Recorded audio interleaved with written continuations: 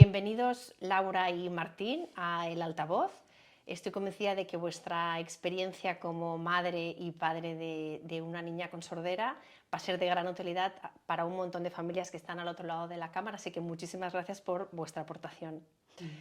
Empezamos desde el principio. ¿Cómo supisteis que Julieta era sorda? Y bueno, fue en la escuela, en la Guardería. guardería, ¿no? Una maestra, tenía problemas de comportamiento Julieta, era difícil de- de que haga lo mismo que los otros niños, no prestaba atención a los cuentos, No respetaba normas. no respetaba las normas. Después de que pasaba 4 o 5 horas en la guardería, yo me presentaba, hablaba un ratito con la maestra y veía que Julieta no venía corriendo a buscarme, igual que otros nenes lo hacían con sus padres, escuchando el timbre de voz de sus padres. Y eso me llamó mucho la atención porque yo decía, no puede ser que se concentre tanto, es muy chiquita para concentrarse tanto, mira cómo está jugando y no se da vuelta, estoy yo aquí. Y no hay abuelos, no hay nadie. Estábamos viviendo solos aquí en Barcelona, no teníamos más familia, teníamos amigos, pero no familia. Y Julieta no reaccionaba cuando yo la iba a buscar. Así que, bueno, lo manifesté varias veces y la maestra se quedó pensando si no sería bueno, que tenía un problema de sordera.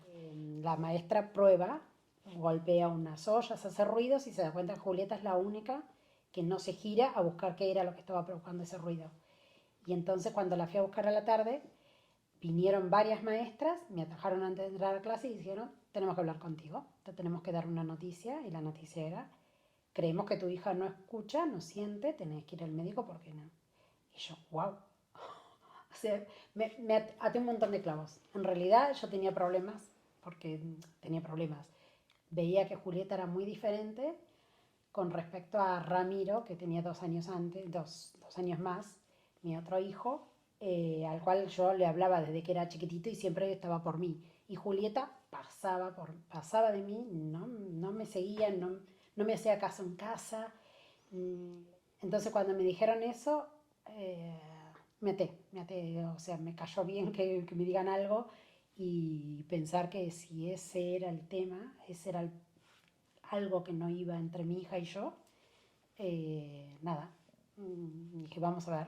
Y justo me tocaba ese día, me tocaba visita médica y la doctora sacó un manojo de llaves, me dijo, distraela con los ositos. Y movió las llaves de un lado del otro de la cabeza de Julieta. Julieta nunca se giró y entonces la derivaron a otorrino. El paso con el otorrino fue ponerle estas gotitas durante una semana y nos vemos la semana que viene. Sin mirar el oído de mi hija. Dijo, seguramente tiene un tapón, con estas gotitas se disolverá y veremos la semana que viene. A la semana voy, yo hacía pruebas todos los días en mi casa, haciendo ruidos y Julieta no se giraba, Ramiro sí. Y a la semana, cuando vuelvo al otorrino, vuelve a decir, y le digo, mira, está igual, no hay manera. Dice, no te preocupes, duplicamos la dosis de gotitas en el oído y lo volvemos a ver en 15 días. Y yo dije, pero no le va a mirar los oídos. No hace falta, póngale las gotitas porque debe ser un tapón muy fuerte. Y me cayó muy mal. Digo, no quiero volver a poner gotitas, no quiero poner gotitas, no quiero seguir poniéndole medicamentos en el oído y usted no lo está revisando. Y me cayó muy mal, no era capaz de decirle, váyase al diablo, pero digo, no, seguramente tiene que haber algún método un poco más efectivo, algo que pueda definir si la chica es sorda o no. No, señora, me decía, si usted de chiquita no notó que era sorda, pues no es sorda, debe tener un tapón. Y yo me Claro. fui con él, la receta para ir a la farmacia. Fui a la farmacia, me dije, quiero estas gotitas. Y el farmacéutico me dijo, ay, ¿para quién es? Digo, es para mi bebé de 18 meses. Me dijo, yo esto no se lo daría ni a un caballo. Bueno, obviamente le digo, no, mira, vengo de esta historia así, le digo, no me des nada, quédatela. No usé la receta y como no conocía mucha más gente que a los padres de los compañeritos de mis hijos de la guardería y del jardín, empecé a preguntar a todo el mundo a ver si conocían a alguien que tenga un médico en un hospital para hacer pruebas que me parecía que iban a ser más fehacientes que el diagnóstico de este hombre, del otorrino. Y me consiguieron entrar a 2 hospitales en Barcelona, visita rápida, a la semana estaba en el Valdebrón y a la otra semana estaba en el San Juan de Dios haciendo pruebas de otomisiones que vieron que la sordera era profunda.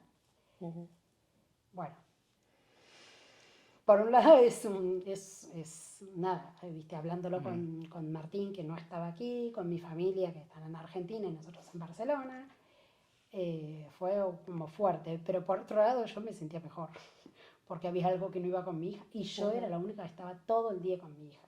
O sea, no tener el feedback con tu hijo, que sos la única referencia, era como... Me pegaba fuerte, ¿eh? Claro. No era lindo. Yo se lo manifestaba a la doctora, a la pediatra, y ella me dice, bueno, hay chicos que son así. Hay algunos que responden y otros que pasan. No. Ya. Sí, es difícil de detectar la sordera de encuentro cuando no se sospecha, ¿no? Cuando hay un niño que tiene este problema y no tienes ningún indicio porque en la familia haya pasado algo o alguien con ojo clínico se haya dado cuenta. Siempre pasaba que alguna palabra dijo en algún momento, algún sonido que parecía un principio de habla, dijo a los 8 meses y después no dijo más. Por supuesto, no te tienes que preocupar de que no se desarrolla en el mismo tiempo que el hermano, porque cada niño es distinto, uno tampoco se puede estresar porque camine más tarde. Julieta también tuvo problemas de equilibrio, evidentemente, porque tardó mucho más en caminar, empezó a caminar al 1 año y medio con mucha falta de equilibrio. Bueno, pero también están estas especies de falsos, ¿cómo decirlo? Falsas señales, esto que golpeas una olla y se da vuelta una vez y tú, digamos, quieres creer que... O descartás, sin darte cuenta. Claro, descartás. La propia médica que a Laura que probó con el llavero le había hecho un test antes o un cuestionario donde incluía la detección de la sordera y no se había dado cuenta ni ella ni otros médicos que la vieron antes. Bueno, en fin. De hecho, yo os diría que Julieta, conociéndola desde pequeña, es una persona muy observadora, muy conectada con su entorno, con muchas ganas de aprender, que estaba feliz, que te miraba, que tenía mucha intención comunicativa. Entonces, probablemente eso hizo despistaros y despistar a todo el mundo. Os engañó a todo el mundo. Sí. También ahora recordando, bueno, escuchándola a Laura y recordando aquella época, fue ya muchos años de eso, ¿no? Ya, Julieta tiene 16 ahora. Me acuerdo realmente que cuando tuvimos el diagnóstico, más allá de lo que sentí yo o lo que sintió ella, que por supuesto tienes todo tu mundo interior, ¿no? Cuando nos dimos cuenta que era sorda y la empezamos a tratar distinto, empezó a conectar sin tener nada puesto todavía, porque recién teníamos el diagnóstico o la sospecha incluso de los primeros contactos y después del hospital todavía no había habido tiempo de ponerle ni un audífono ni nada. Pero ya el hecho de saber que a esta niña le está pasando esto, en lugar de tenerla apartada, que a veces no pasaba, porque claro, uno trataba de conectar, pero no era obvio, le hablabas, le contabas, le cantabas canciones, no sé cuántas canciones le canté yo de pequeña, y claro, ella no estaba recibiendo nada, ¿no? En un momento empieza a estar como un poco más perdida, pero claro, busca su atención y como que se abrió, yo me acuerdo el cambio de carácter, ¿no? Como que estaba contenta, era la alegría de estar conectada simplemente por la cara y las miradas, ¿no?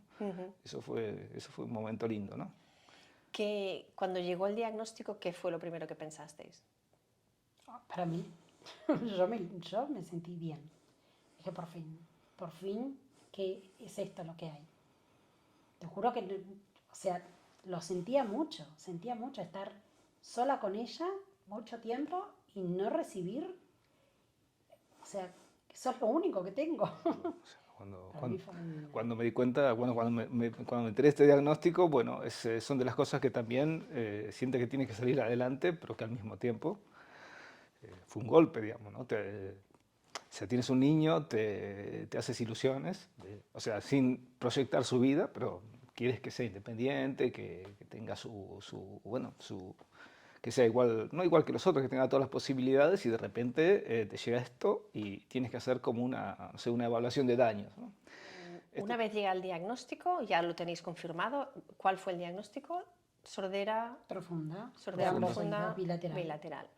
Llega el diagnóstico y ¿cuáles son los siguientes pasos? ¿Qué es lo que hacéis después? Estuvimos con la audioprotesista, esta señora, no me acuerdo ahora cómo se llama ya, hace mucho tiempo, y nos prestaron unos audífonos que tenían ahí, y bueno, ahí ya, y creo que ahí, esto fue justo antes del verano. En junio creo que le pusieron los audífonos prestados de Claro, Goyex. yo veía el verano como un desierto, ¿no? ¿Qué vamos a Claro, hacer? ¿qué vamos a hacer? 3 meses De cuidado de estas cosas y con esta Julieta, niña, y ¿no? por suerte lo Te- aceptaba, se los ponía, Sí. los poníamos de mañana, los cuidábamos, estaban con sus cordel, con todo, Sí. y por suerte nunca los rechazó, nunca. Por ahí se enfadaba y se los sacaba porque sabía que a vos te iba a molestar, iba a provocar algo en los padres. Sí. Eh, Pero tuvimos algunas sesiones de logopedia antes del verano. Desde los servicios públicos, ¿y os explicaron las diferentes modalidades comunicativas? desde el CREDAC. Os Sí. explicaron qué modalidades había Sí. y qué decidisteis hacer. A ver, en cuanto me dijeron que podía hablar, o sea, me dijeron, bueno, pueden hacer lenguaje de signos, pueden hacer modalidad oral o bilingüe. Y yo pensé que iba a tener, o sea, yo pensé que íbamos a tener que estudiar lenguaje de signos, no me molestaba obviamente, pero cuando me dijeron que podían hablar y que de hecho había muchos chicos que hablaban y que no necesitaban el lenguaje de signos, dije, no, vamos a por ello y si no puede, no puede, pero intentémoslo. No, para mí, buenísimo. Sí, no sé. Bueno, nos informaron ahí en el CREDAC de estas posibilidades y nos ofrecieron de ir a visitar escuelas donde se hacía cada una de estas modalidades. Una escuela. Entonces empezamos por la escuela oral. Fuimos ahí a una reunión donde nos encontramos con las logopedas que estaban ahí, que vimos a los chicos y bueno, empezamos a interactuar, empezaban a explicar cosas. Había chicos de distintos niveles, de distintas edades, pero claro, yo cuando vi eso no lo podía creer, ¿no? Primero no sabes si están leyendo labios o cómo se manejan. Incluso en un cierto momento, te comentaba hace un ratito, casi digo, aquí están haciendo un truco, ¿no? Esto está preparado.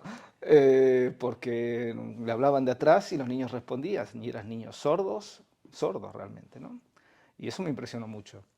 Y bueno, cuando vi eso enseguida me di cuenta que es lo que quería para mi hija. O sea, no miramos la otra opción que posiblemente sea muy válida también, pero en nuestra situación queríamos apostar por eso y bueno, fuimos por ahí. Decidisteis escolarizarla en una escuela de modalidad oral. ¿Cómo fue esa experiencia, esa educación primaria, esa primera etapa educativa?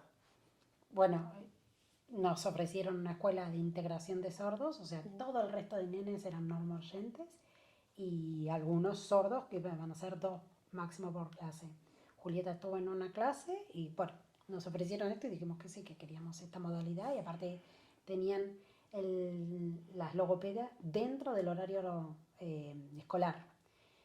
Entonces las retiraban de algunas clases, por ejemplo en casa hablábamos mucho castellano, entonces las retiraban de la clase de castellano, hacían logopedia y después también en un horario de talleres después del comedor reunían a varios chicos sordos de distintos niveles y hacían grupo. Entonces entre ellos hacían juegos, charlaban, se soltaban, aprendían a comunicarse entre ellos. Sí. Realmente fue una muy buena experiencia. Tuvo un montón de años en esta escuela. Ha estado todo el parvulario y toda la primaria. Y bueno, la han preparado, digamos, la han puesto al nivel al que estuvo en ese momento para después entrar en la secundaria, que ya fue otra etapa también, pero Julieta evolucionó muy bien. Tuvo el hecho de estar en una escuela de integración, que era una escuela realmente normal, una buena escuela, creo, de barrio, pública, donde asimismo tenía toda esta asistencia de logopedas que hacían de interfase, de apoyo de los maestros. Creo que incluso también era una buena experiencia para los chicos normoyentes también, ¿no? Compartir con estos niños que tienen un problema, pero que al final son tan válidos como cualquiera y que con ayudas pueden llegar a hacer cualquier cosa también, ¿no? Julieta tuvo toda una evolución. También es verdad que o sea, estos niños empiezan con un atraso, evidentemente, ¿no? Ya dijimos, Julieta le detectaron al año y medio la sordera, unos meses de diagnóstico y de que tenga los audífonos primero, la educación, etcétera, no están al mismo nivel de comunicación que un niño normal y eso tarda años en igualarse. Bueno, entonces evidentemente hay una diferencia a nivel de integración, cuesta un poco la relación con los otros chicos, pero están en un ambiente relativamente protegido donde pueden crecer y bueno, ir como recuperando todo ese nivel. Y bueno, al final, nada, muy contentos. Volviendo a las primeras etapas, los primeros años solíais asistir a las sesiones de logopedia. Sí, ¿Y, sí. y cuál es esa experiencia? ¿Creéis que os fue útil? ¿Cómo fue? Bueno, era contigo. Claro, empezamos en la guardería pública y después nos pasamos al parvulario. Y yo asistía en las sesiones de logopedia y obviamente que miraba cómo lo hacías para ver cómo hacerlo yo y obviamente me copiaba bastante. Sobre todo que tú lo hacías en catalán y yo lo hacía en castellano. Hablando de vuestra participación o vuestra implicación, mejor dicho, en la educación y el desarrollo del lenguaje de vuestra hija, yo querría decir que el papel del logopeda es importante, pero sin vuestra presencia en las sesiones y sin vuestro trabajo en casa, todo esto no hubiese sido posible.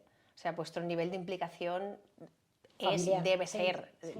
y todo el entorno en realidad, Sí, pero sí, sí. vosotros como padre y madre de Julieta, el trabajo ha sido espectacular. ¿Cómo habéis vivido el hecho de tener que aprovechar cada momento en casa con Julieta para ayudarla a desarrollar el lenguaje?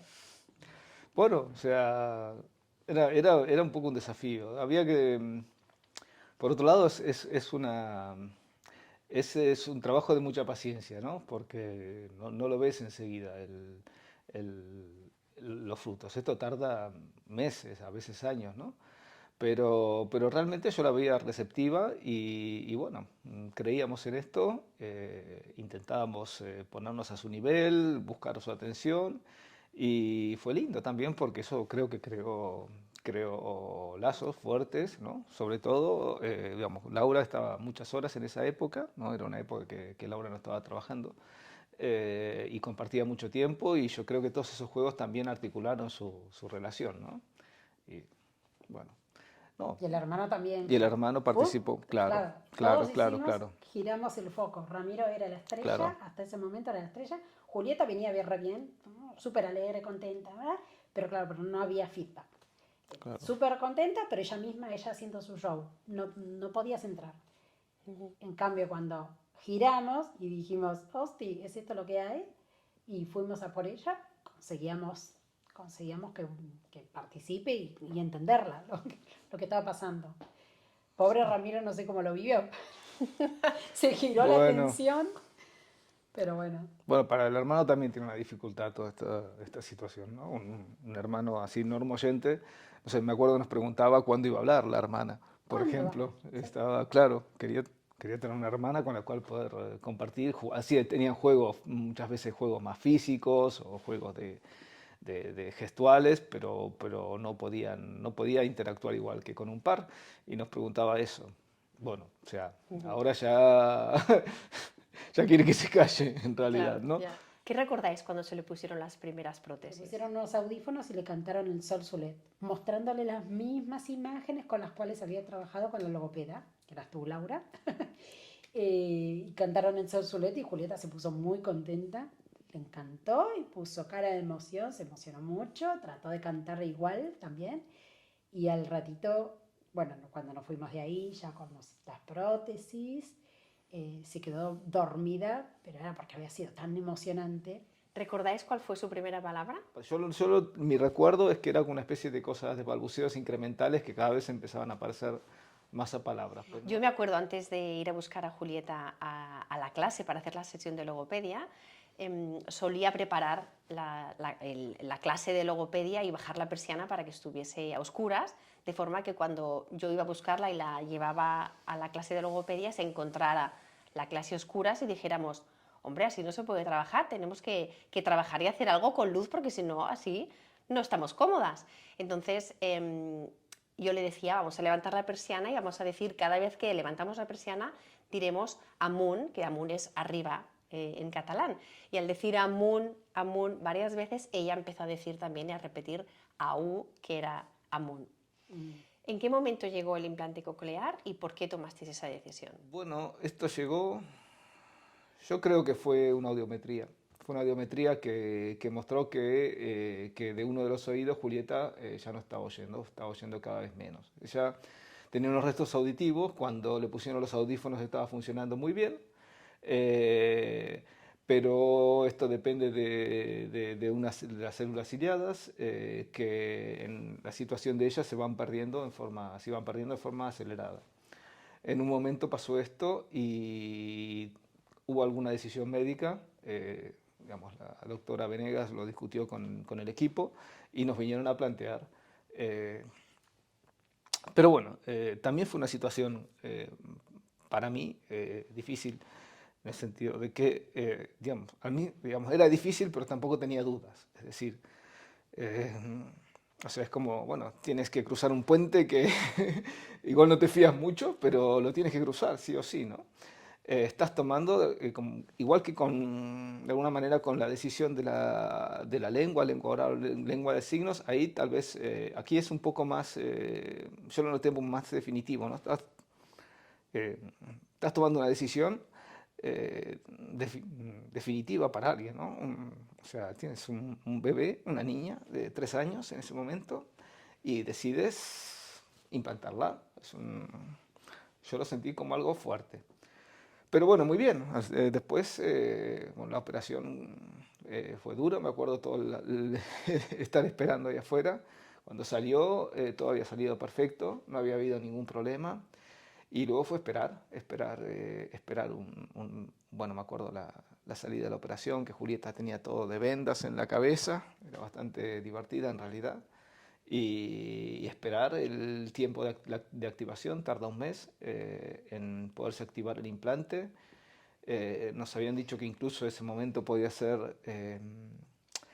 ella sentirse aturdida, podía sentirse rara, Rechazarlo. rechazarlo. La verdad es que no, que fue fantástico. Ella enseguida lo aceptó, se adaptó y en muy poquito tiempo empezó a integrar un implante con el otro oído en que tenía un audífono. Estuvo varios años de esa manera, con una audición en principio muy diferente de la manera, ¿no? Una audición más analógica y una audición más numérica, por decirlo de alguna manera, más digital.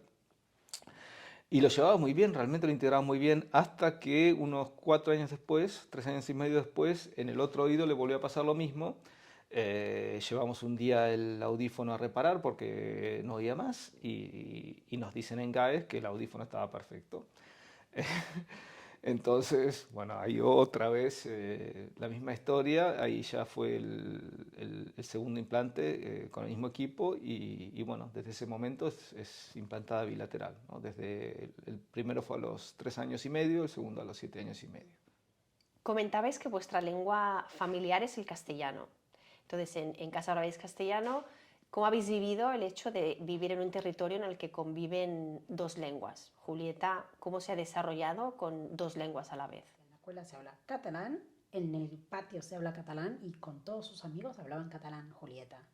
Yo intentaba, pero no terminé hablando catalán. Pero en casa se hablaba castellano, argentino hablábamos en casa. Cuando íbamos a Argentina hablábamos argentino, bueno, castellano. Y fue normal. Cada vez que estaba con sus amigos de la escuela hablaban catalán y cuando se giraba y hablaba conmigo hablaban castellano. Fue al principio un poquito complicado, sobre todo porque teníamos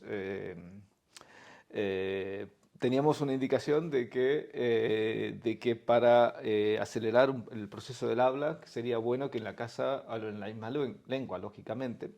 sería más fácil si la lengua en la escuela y la lengua en la casa era la misma, que era el catalán era la lengua de la escuela. El problema es que nosotros no hablábamos realmente catalán, lo hemos intentado, hicimos lo mejor que pudimos, pero fue muy complicado. Yo creo que ella nos veía, yo simplemente de ver la cara de Julieta cuando le hablábamos en esta especie de catalán que le hacíamos, ponía unas caras tan raras que al poco tiempo lo dejamos caer, digamos, ¿no? Y ya decimos, bueno, en casa hablamos la lengua nuestra. También para eso es que queríamos que tenga la ley, que sea oralista, ¿no? Que hable, era para poder comunicarnos eh, naturalmente en casa. Y bueno, fue así y la verdad que no hubo problema. O sea, Julieta fue avanzando, ella sabía que en la escuela era mayoritariamente en catalán, sobre todo en las clases, y en casa era castellano, con el hermano era en castellano, y no lo viví como ninguna dificultad, todo lo contrario. ¿Ha estado Julieta expuesta a una tercera lengua? Bueno, durante la primaria la quitaban, la sacaban de las horas de inglés para hacer logopedia, porque hacía 5 horas semanales de logopedia durante toda la primaria y 3 horas más con el grupo de sordos de la escuela primaria. Tenía un montón de horas de logopedia individual y grupal. Entonces, claro, castellano, que ya lo hablaba en casa y lo hablaba bien, la quitaban, música e inglés. Inglés también la quitaban de la clase. O sea que hasta toda la primaria no hizo inglés. Pero yo, a partir del sexto grado de primaria, le puse una profesora particular en casa, una vez por semana, que era todo hablar en inglés. Y es cierto, cuando empezó primero de secundaria de la ESO, estaba muy retrasada con respecto a sus compañeros, pero en un año se puso al mismo nivel que el resto y hoy en día, que ya lleva 4 años bueno, los 4 de la ESO más uno de bachillerato que está haciendo, eh, mira las series en inglés, subtitulado en inglés porque le gusta apoyarse en el subtitulado y entiende todo. Habla, bueno, con Spotify mira canciones en inglés y las va siguiendo con el subtitulado y las va contando y, y bueno, ahora está al nivel de sus compañeros. Ya ha llegado a ese mismo nivel y tiene catalán, castellano e inglés. Así que... Martín, Laura, ¿qué deseáis para el futuro de Julieta? A estas alturas yo ya estoy, bueno, digo, Julieta tiene 16 años, ha hecho toda la educación hasta la edad que tiene, está en bachillerato. Nada, ya estoy muy feliz con donde ha llegado. Y quiero sobre todo que sea una persona independiente. O sea, digamos, creo que es para todos los padres de niños que tienen una discapacidad, digamos, el futuro de tu hijo es lo que más te preocupa, ¿no? O sea, en general, para todos nuestros hijos, y soy optimista realmente a estas alturas. Pero y Julieta es muy capaz de ser independiente, creo yo. Pero por otro lado, a pesar de toda la integración a la que ha llegado, va a seguir necesitando un apoyo o de la familia o de la sociedad en general, por ejemplo, para tener accesibilidad realmente, ¿no? Ella se puede perder en situaciones de ruido. Incluso uno se confía, incluso a veces demasiado, en que ella está oyendo porque en muchas situaciones tiene una respuesta muy buena, pero en otras tal vez se pierde y tal vez desconecta. Entonces cuando vaya bueno, ahora en la secundaria está en un sistema, en una escuela donde tiene mucho apoyo en ese sentido, cuando salga va a ser difícil para ella. Por ejemplo, es necesario que si va a hacer una formación después de la escuela, sea universidad, formación superior, lo que sea, prácticas, que tenga un apoyo en ese sentido, ¿no? Por ejemplo, o subtítulos o material impreso, etcétera. Y luego que tenga alguna ayuda para inserción laboral, ¿no? O sea, creo que estos niños ya han hecho en general mucho trabajo, digamos, ¿no? Estamos hablando desde el parvulario prácticamente, que vienen trabajando para poder estar al nivel de sus pares. creo que hay que apoyarlos para darse cuenta que van a ser al final individuos que van a poder contribuir a la sociedad, no van a ser una carga, pienso yo, todo lo contrario. Martín y Laura, para acabar, ¿qué les diríais a todas esas familias que nos están viendo al otro lado de la cámara y acaban de recibir el diagnóstico de sordera para alguno de sus hijos? Les diría que hay mucho por hacer, digamos. Es una condición especial, por supuesto, pero no es definitiva en ningún sentido, por lo menos no es definitivo en el sentido que al menos la gente de mi generación pensaba este tipo de discapacidades en cuanto a lo que afecta a la persona. Hay mucho para hacer hoy día. Hay muchas posibilidades, en particular la vía oral, que es la que hemos elegido nosotros y que la elegiría todas las veces realmente, gracias a la tecnología por un lado, gracias al apoyo de los médicos, gracias al apoyo de los educadores, de las escuelas y en gran medida también de la sociedad, el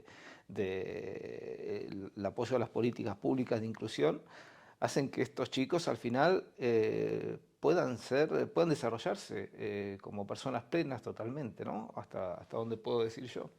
Entonces, nada, a buscar, a preguntar, a integrarse y a luchar, que vale la pena. Bueno, Martín y Laura, hemos llegado al final del altavoz. Gracias otra vez por participar. Estoy convencida de que vuestro testimonio va a ser de gran ayuda para un montón de gente. Muchas gracias. Esperemos, muchas Gracias gracias. a ti.